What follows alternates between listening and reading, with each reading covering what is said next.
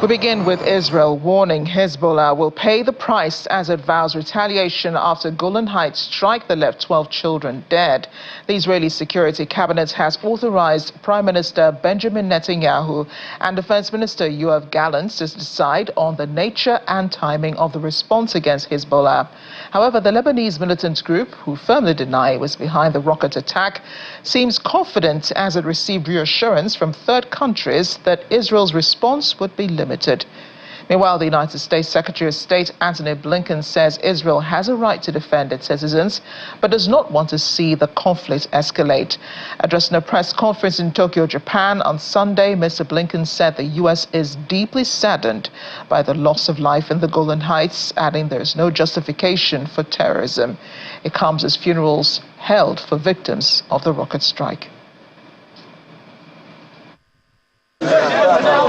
Druze mourners in the Israeli-controlled Golan Heights on Sunday attended a funeral procession for the children and teenagers killed in a rocket attack on Saturday, July 27th.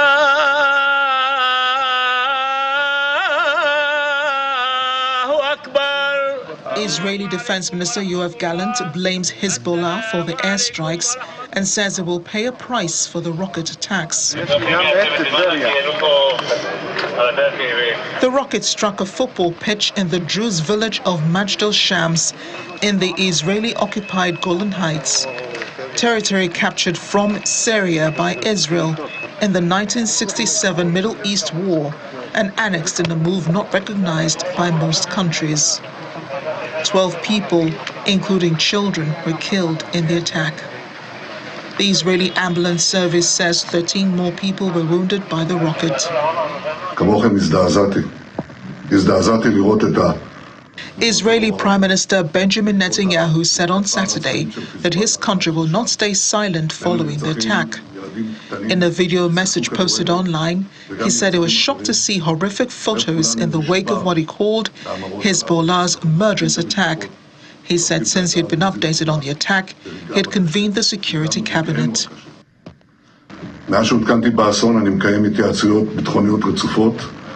The U.S. Secretary of State Antony Blinken said on Sunday the U.S. does not want to see an escalation of conflict following the event. But we also don't want to see the conflict escalate. We don't want to see it spread. That has been one of our goals from day one, from October 7th on.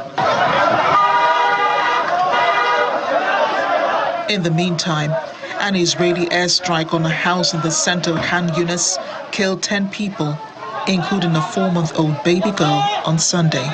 Israeli forces sent tanks deeper into areas in the Gaza Strip south as fighting with Hamas-led militants raged on. Gaza health officials say Israeli military strikes have killed 66 Palestinians across the enclave in the past 24 hours as of Sunday.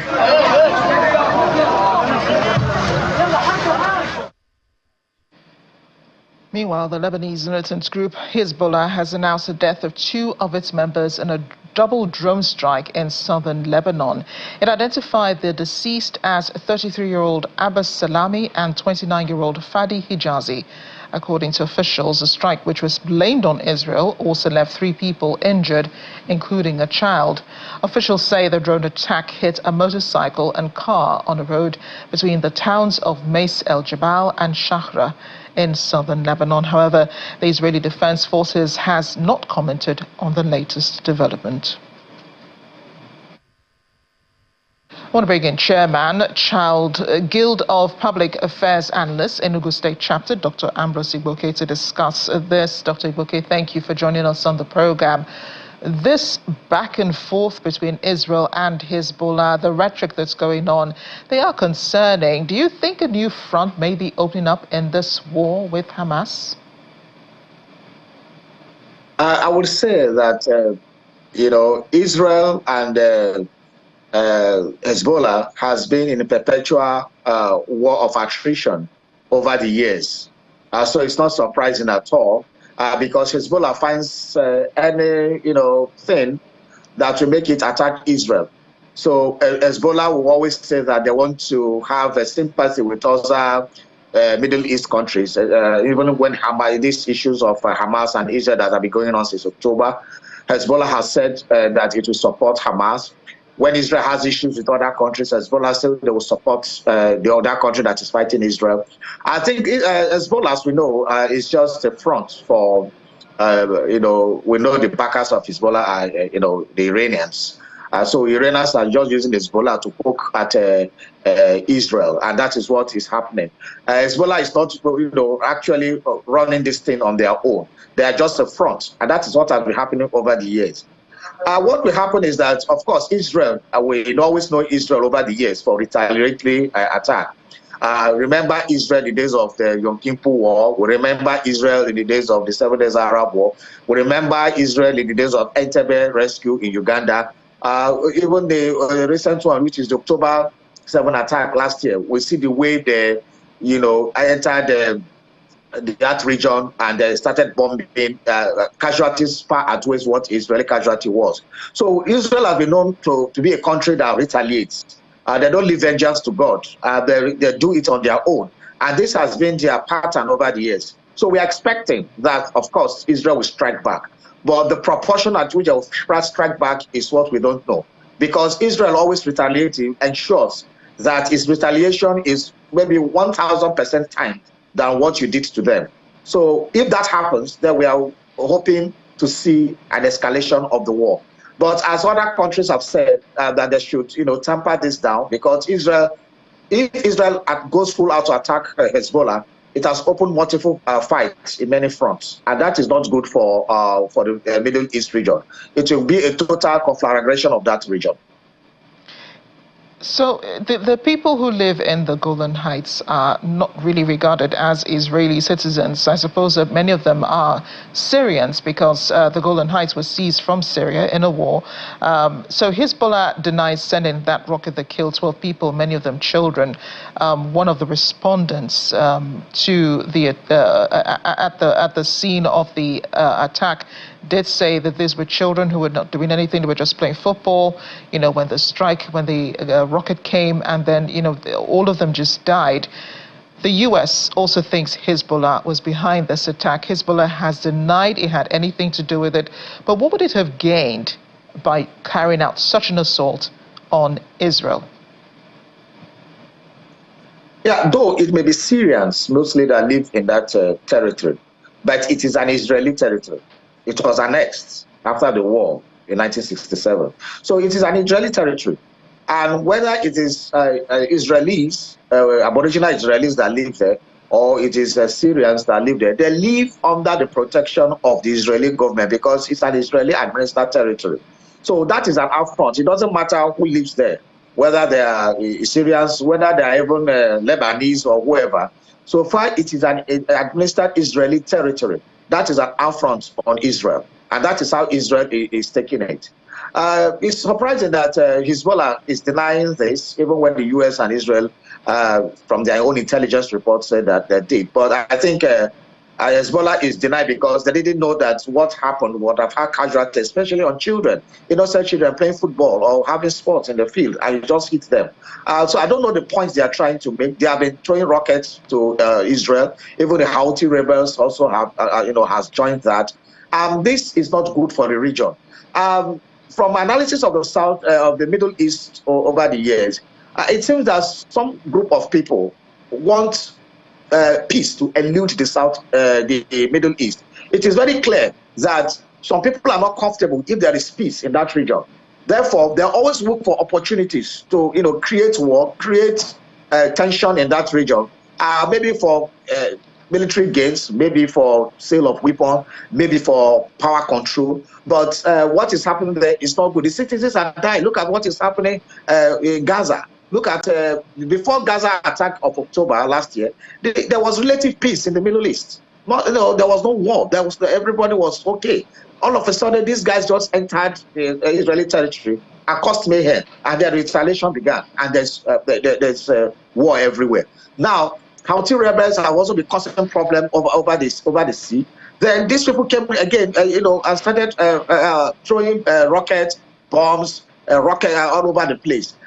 So this is the height of tension in the Middle East, because any attempt now to enter Lebanon, Lebanons of course have their own backers. Hezbollah also have their own backers. There's war already going on in Gaza. Iran is blowing hot. So the whole thing becomes very, very, very, very tedious for the whole world to control. I know the U.S. Secretary of State is saying, oh, do not retaliate, take it easy. But they know who Israel is. Israel will go ahead and retaliate. And one thing is, when Israel retaliates, the world does nothing. Because Israel will ask the world what did they do when they were hot, when they were bombarded. And the troubling thing about all this is that the Middle East is the next door neighbor to Africa. And when these things affect the Middle East, they must affect Africa, from the north of Africa down here.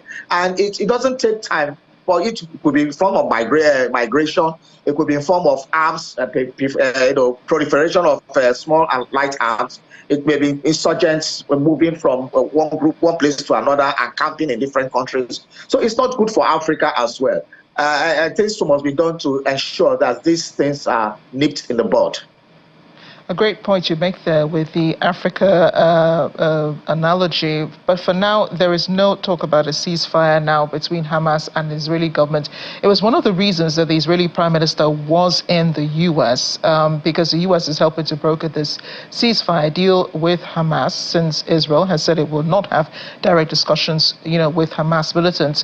But there appears to have been put on hold now as a result of this attack. Do you think that the conditions for a ceasefire, especially on the side of Israel, would change now in light of recent developments? I think this attack will help to bolster the ego of Benjamin Netanyahu. Benjamin Netanyahu has been a chip of the old block. Remember, he has been during the time of Yitzhak Rabin, during the time of Shimon Peres, Ehud Barak. He has always been there. He was, grew through the ranks and he was foreign minister at a point. So he has been inside the politics of Israel right from the time in the 60s and 70s, growing up to meet it. I remember that his own popularity was almost dwindling, and by this time last year, and he was trying to prop up his own political career. Then these guys in Hamas handed him a very beautiful gift of attacking on October 7th. And then to show his supporters, to show the country that is a strong man, of course, he went ahead and, did a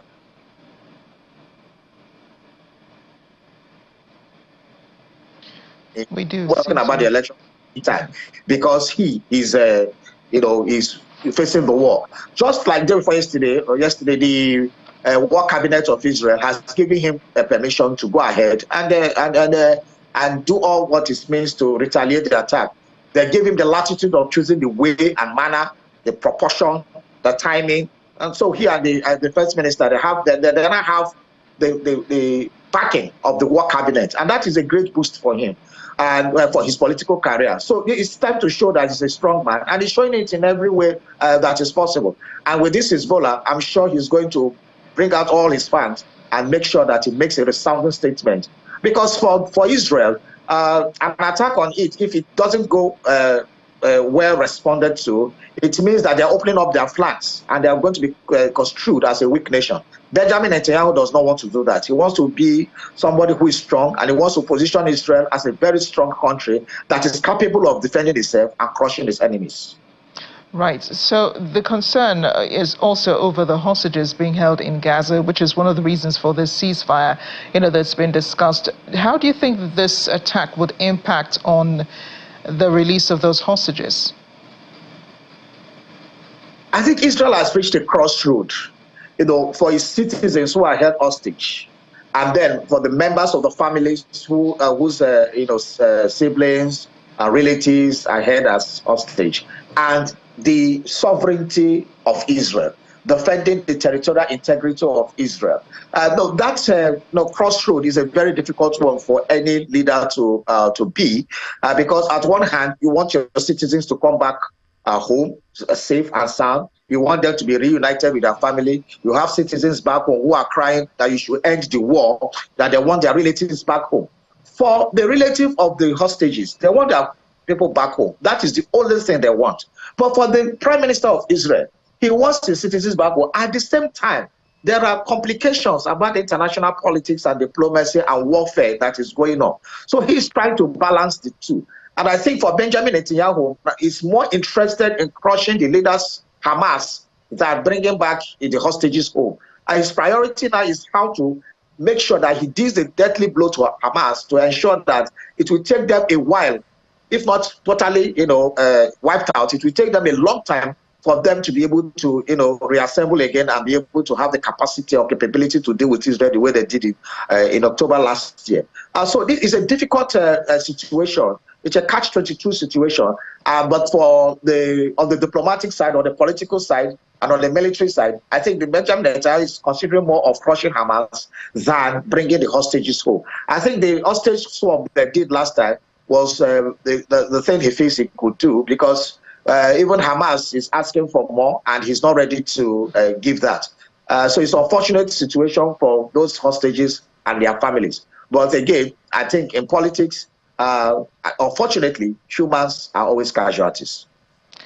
Sadly. And Hamas is still an ideology that will be difficult to defeat in the end, unfortunately. Thank you, Dr. Ambrose Ibuoke, for speaking with us on The World Today. Thank you, Amarachi, for having me on the show.